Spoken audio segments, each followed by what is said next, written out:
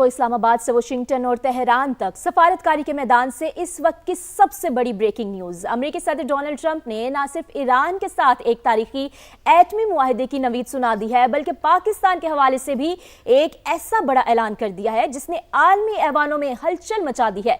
सदर ट्रंप का कहना है कि अगर ईरान के साथ डील फाइनल हो जाती है तो वो इस मुआहदे पर दस्तखत की तकरीब के लिए पाकिस्तान का दौरा कर सकते हैं। लेकिन इस पूरे मंजरनामे में सबसे अहम बात सदर ट्रंप की जानिब से पाकिस्तानी क़यादत की गैर मामूली पजीराई है। डोनाल्ड ट्रंप ने वज़ीर आज़म शहबाज शरीफ और फील्ड मार्शल सैयद आसिम मुनीर को जबरदस्त शख्सियत करार दिया है। खित्ते में अमन और जंग बंदी के लिए पाकिस्तान की कामयाब सिफारतकारी को खुले अल्फाज में सराहा है। ईरान अगले चंद रोज में मुज़ाकरात की मेज पर होगा, जहां एटमी हथियारों से मुतालिक बड़ा फैसला मुतवक्के है। क्या पाकिस्तान एक बार फिर आलमी अमन का मरकज बनने जा रहा है? क्या ट्रंप का दौरा पाकिस्तान पाक अमरीका ताल्लुकात में एक नए बाब का आगाज साबित होगा?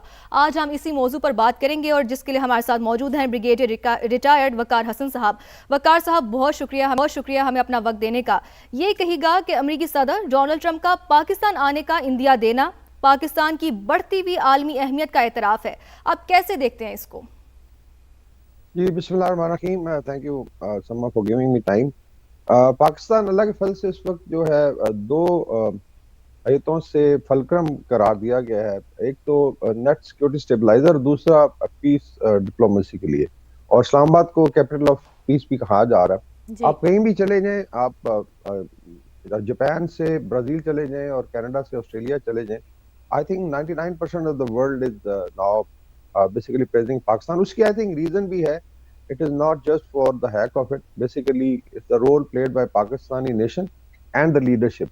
अभी भी आप देखें कि जितनी हेक्टिक शटल डिप्लोमेसी हो रही है कि दो एक्सिस पे मूव है, जो है फील्ड मार्शल हैं वो ईरान में है, उसके बाद शहबाज शरीफ साहब सऊदी अरेबिया कतर से होते भी यहाँ तुर्किया पहुंचे हैं, और इंशाल्लाह अंतालिया फोरम में एक बहुत बड़ी डेवलपमेंट होने जा रही है। तो मेरे ख्याल में अभी चीजें जो हैं पाकिस्तान को ग्लोबल स्टेज पे ले आई हैं, और जिस तरह कुछ बुजुर्गों ने कहा था कुछ अर्सा पहले कि इंशाल्लाह पाकिस्तान की हाँ और ना में अक़वाम आलम के फैसले होंगे, तो I think we are now getting closer to that era, और इसके लिए पाकिस्तानी कौम और लीडरशिप दोनों मुबारकबाद की मुस्तहिक। बिल्कुल मुबारकबाद की मुस्तहिक होंगी। वकार साहब, ये कहिएगा कि अगर अमेरिकी सदर का दौरा पाकिस्तान होता है तो क्या ये एक सफारती ब्रेक थ्रू होगा? और दूसरा ये भी बताइएगा कि ये लम्हा पाकिस्तान के आलमी सतह पर अपनी पोजीशन मुस्तहकम करने के लिए कितना सुनहरी मौका है?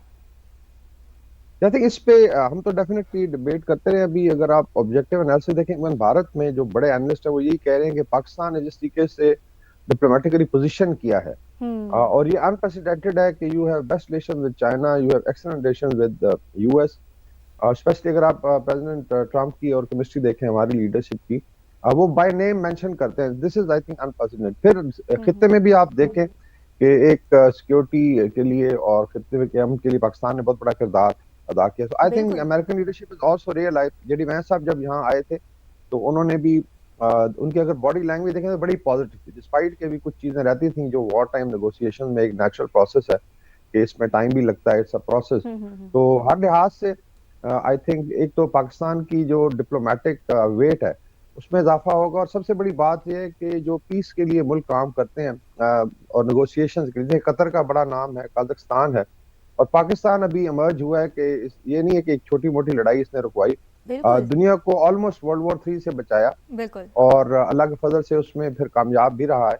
और मेरे ख्याल में दोनों साइड जो ट्रस्ट इम्पोज कर रही हैं, ईरान की आप देख लें लीडरशिप जब यहाँ पे आई, या अभी जब फील्ड मार्शल वहाँ पे गए हैं, तो आप बॉडी लैंग्वेज देख लें, वहाँ पे तराने बजाए जा रहे हैं पाकिस्तान के हक में, और इसी तरीके से अमेरिका का। तो ये सब लोग हैरान है कि ये कैसे हो सकता है कि दो जो मुतहारिफ ग्रुप्स हैं या पार्टीज हैं वो इतना ट्रस्ट करें। तो I think this is historical, और इसमें पाकिस्तान का सर फखर से बुलंद है, हर शहरी का सर फखर से बुलंद है, और इंशाल्लाह आगे आप देखेंगे और इंशाल्लाह आगे भी होगा। वकार साहब, ये भी कहिएगा कि हमने मार्का हक के मौका पर भी देखा पाकिस्तान की बेहतरीन सिफारतकारी सामने आई, और अब इस मौका पर भी हालिया हालात के तनाजुर में भी पाकिस्तान की सिफारतकारी जैसी माजी में कोई मिसाल हमें नजर नहीं आती है। तो क्या ये कहना दुरुस्त होगा कि पाकिस्तान अब सिर्फ सिक्योरिटी स्टेट नहीं बल्कि एक मौसर सिफारती ताकत के तौर पर भी उभर रहा है, और पाकिस्तान की ओपिनियन को खित्ते के जो दीगर मामलात है उसमें भी बहुत इंपॉर्टेंस दी जाएगी? जैसे अगर किसी भी स्टेट की आपने आपको देखना है तो उसमें 3-4 चीजें बहुत अहम होती हैं, स्पेशली मिलिट्री पावर है, डेफिनेटली उसका अपना एक यूज है। और वो दुनिया ने देखा कि लास्ट ईयर जब भारत के दान खटे किए गए और उनको एक मुंह तोड़ जवाब दिया गया, और वो बड़ी पावर थी, नोबडी एक्सपेक्टेड इट, तो उससे एक तो पाकिस्तान की जो मिलिट्री प्रेस्टीज है उसमें इजाफा हुआ।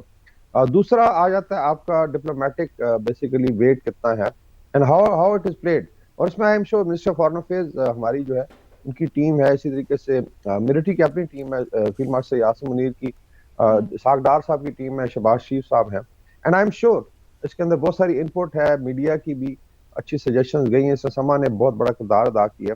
और तीसरी फिर आ जाती है इकोनॉमिक पावर, जिसमें डेफिनेटली डेफिशिएंसीज रही हैं, लेकिन अभी आप देखेंगे जो नया मंजरनामा बन रहा है, अभी सऊदी अरेबिया के साथ आपने देखा है कि ऑलमोस्ट $8 अरब के पैकेज पे ऑलमोस्ट चीजें मुकम्मल हो गई हैं। और उसके अलावा आप देखेंगे जब ये खिता अमन की तरफ जाता है, चीजें खुलना शुरू, जस्ट इमेजिन ईरान बीइंग आप कह रहे हैं कि मेन स्ट्रीम हो जाता है, ट्रैवलिंग आसान हो जाती है, बिजनेस, तो बहुत ज्यादा पोटेंशियल है। I think it will be in trillions of dollar जो रीजन जो इसका बेनिफिट ले सकता है। दूसरा, पाकिस्तान ने दुनिया को इकोनॉमिक कैटास्ट्रॉफ से बचाया। आई थिंक ये वो लड़ाई थी जिसमें 8.2 अरब आबादी दुनिया की हर घर अफेक्टेड था, and that's why I think इस इवेंट का जो पाकिस्तान ने मैनेज किया है बहुत बड़ा इम्पैक्ट है। I think this is going to be historic. बिल्कुल, बहुत अच्छे से पाकिस्तान ने मैनेज किया। और वकार साहब, जंगबंदी के लिए पाकिस्तान की जिस तरह से आलमी सतह पर तारीफ की जा रही है, सराहा जा रहा है, तो क्या ये पेशरफ्त पाकिस्तान को मुस्लिम दुनिया में एक मौसर आवाज़ के तौर पर मजबूत करेगी? और दूसरा ये भी कहिएगा कि अब पाकिस्तान के किरदार खित्ते में इस्तेकाम लाने के लिए एक मॉडल बन सकता है? ये भी मेरा इंसिडेंटली 3 दिन पहले I was with the Saudi channel, वहां पे यही डिस्कस हो रहा था कि पाकिस्तान जो है इट्स नॉट ओनली कि मिलिट्री स्ट्रेंथ है, एक मिलिट्री इंडस्ट्री है। फिर आपने देखा होगा कि पाकिस्तान का जो हार्डवेयर है मिलिट्री का, वो काफी मुल्कों ने इंपोर्ट किया है या वायदे हुए हैं, लाइक अजरबैजान है, नाइजीरिया है। तो स्पेशली बनियान मसूद के बाद आप देखें कि चीजों में बड़ी चेंज आई है। So it's not only expertise but also quality of hardware. और वो कह रहे हैं जी कि we would like to get benefit, Pakistan is a missile power, पास एक न्यूक्लियर अम्ब्रेला है। तो जो स्ट्रक्चर बन रहा है उस पर आई थिंक थोड़ा सा जिक्र करने के, अभी अंतालिया में आज यहाँ पे साइड लाइन पे शायद जो 4 नेशंस का, इसको बेसिकली कुछ लोग जो है वो स्टेप कह रहे हैं, this is Saudi Arabia, Turkey, Egypt and Pakistan. ये एक नया आई थिंक फ्रेमवर्क बनेगा जिसमें we will not need anybody to protect us, अगर हम आपस में मिल के करें। लेटर ऑन हो सकता है इसमें ईरान भी ज्वाइन करे एक स्टेज पे। तो ये आई think this will be guarantee of peace, and I am sure Islamic world ये जो है, और इसके अंदर पाकिस्तान का एक कलीदी रोल होगा because of its prowess and nuclear umbrella. और तुर्किया की टेक्नोलॉजी है, फिर सऊदी अरेबिया की फाइनेंशियल पावर है, और इजिप्ट के पास माशाल्लाह बड़ी अच्छी फौज है। तो मिलके I think we can manage it. We can manage this, और होपफुली कि आगे आने वाले वक्त में पाकिस्तान एक और बड़ी ताकत के तौर पर उभरेगा। ब्रिगेडियर रिटायर्ड वकार हसन साहब हमारे साथ मौजूद है। बहुत शुक्रिया आपका समा को वक्त देने